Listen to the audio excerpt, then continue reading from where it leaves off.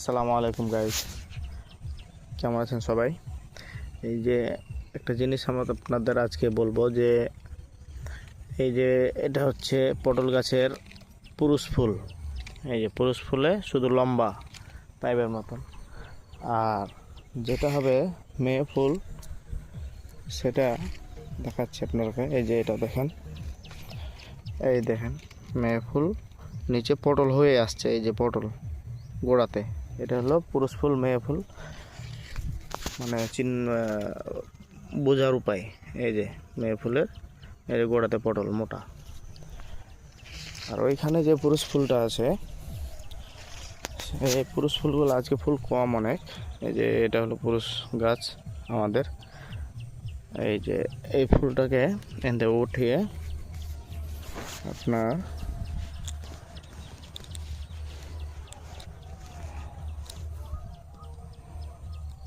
এইভাবে মাথাটাকে ছিঁড়ে ফেলতে হবে। ফুলের মাথাটাকে এইভাবে ছিঁড়ে ফেলে, বুঝতে পারছেন কেন আপনারা? এভাবে ছেঁড়ার পরে এই ফুলের মাথাটাকে